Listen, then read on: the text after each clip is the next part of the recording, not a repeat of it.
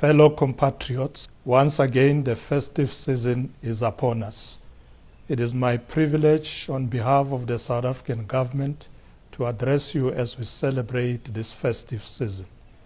The festive season allows us time to spend with families and our loved ones, reflect on the challenges and achievements of the year while looking forward to the future. The year 2024 was an important year to all South Africans as we celebrated 30 years of democracy.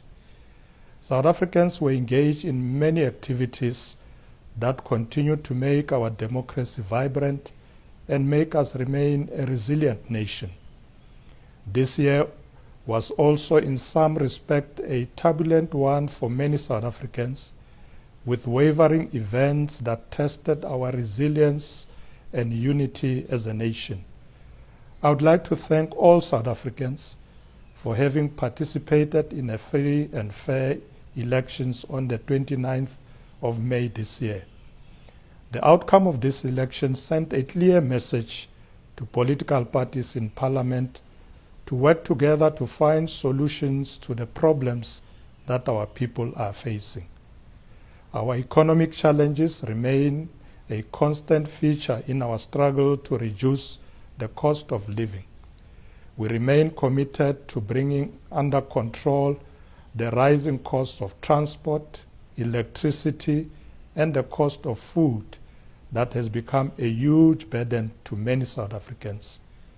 The quarterly labor survey for the third quarter of 2024 showed a significant decrease in unemployment, yet millions remains unemployed. According to a World Bank report, our nation continues to be one of the most unequal societies in the world. As part of providing solutions to these challenges, government is implementing plans to ensure inclusive economic growth, to create jobs and invest significantly in the social wage package, to reduce inequality and address the worst effects of poverty. This package includes free basic services, health, education, and social housing for the poor, as well as extensive social security grants for the elderly and other vulnerable groups in our communities. The 7th administration has already intensified efforts to attract investments by raising investor confidence in the economy and the ability to maintain electricity supply and ensure that we end load shedding. We are now more than 300 days without load shedding. This is the first winter that we spent without load shedding in 5 years. We thank men and women in the public service for their hard work. We also thank the private sector for their contribution as we continue to keep the lights on and invest in renewable energy as we move towards the just energy transition.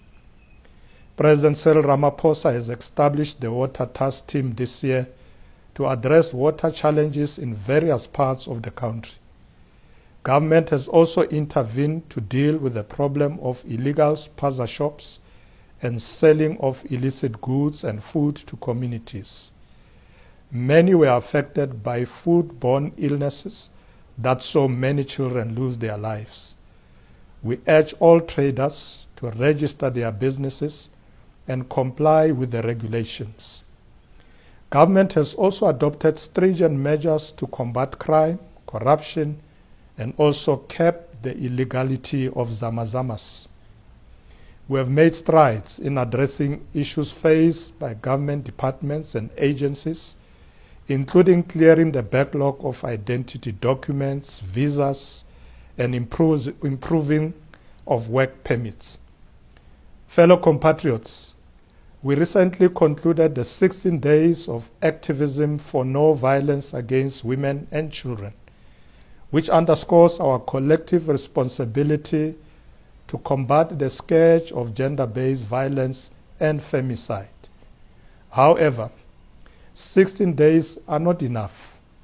We must come together as communities to address and combat GBVF throughout the entire year. We commend men who are participating in the Better Men for Tomorrow campaign and stood up to commit against GBVF, HIV/AIDS, TB, and STIs. We urge more men to partake in this campaign.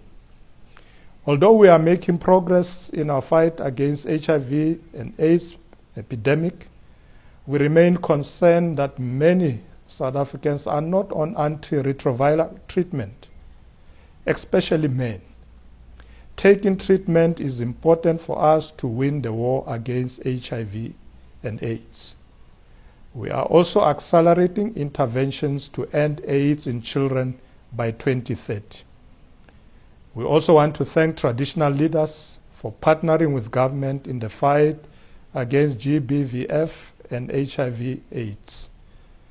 During the festive season, we must be mindful of alcohol and substance abuse. While celebration brings joy, it can also lead to overindulgence and unhealthy behaviors. Excessive drinking can impair judgment and cause accidents, especially on the roads. Alcohol and substance abuse can cause conflicts, leading to strained relationships in families. We urge all South Africans to remain responsible this festive season, not to drink and drive. Drinking and driving endangers the lives of passengers, pedestrians, and other road users. Fellow compatriots, as we celebrate this festive season, let us remember the families who are grieving the loss of their loved ones during the year. Let us also remember those who died on our roads, those who were victims of crime, and those who succumbed to various illnesses. To those who are in hospitals, we extend our best wishes and speedy recovery. We should remember those who are less fortunate and share with them so they too feel the love and compassion as we engage in festivities. Fellow compatriots, let me extend our gratitude to the civil servants and frontline workers who have worked tirelessly throughout the year. This includes our teachers, healthcare workers, law enforcement officials, community leaders, and all those who continue to contribute to the safety and well-being of our nation. We also wish to pay tribute to thousands of matriculants who are awaiting their results. We are confident that you have done your best and will make us proud. Let me acknowledge the individuals who have significantly impacted on our nation through sports and the arts. Team South Africa represented the nation at the 2024 Olympic and Paralympic Games in Paris, France, and won 6 medals. The Springboks are now ranked number 1 in men's rugby in the world, and Bafana Bafana have qualified for Africa Cup of Nations. We are also closing the year on a high note, celebrating the historic double victory of the South African women Spar Proteas and men's netball teams. We congratulate all of them for hosting the South African flag high. We have also witnessed a wave of growth in the art industry, particularly with the unique Amapiano genre. Our creative industry has inspired many global artists, and that was also evident during the recent F&B event with international star Chris Brown dancing to our beat. We also congratulate Tyler for winning a Grammy Award and applaud her contribution towards making South Africa to be recognized on this global platform. Sport, art, and culture continue to make a huge contribution to social cohesion and nation building. I urge every one of us to continue to work together to build a truly non-racial, non-sexist, and prosperous South Africa, united in our diversity.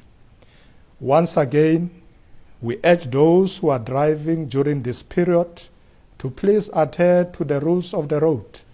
Don't drink and drive, no speeding, wear seat belts, and take time to rest when driving long distances. We want everybody to arrive alive at their destinations. On behalf of the South African government, I wish you a Merry Christmas and prosperous New Year. Thank you. Siyabonga, bayadanki, akensa, inko.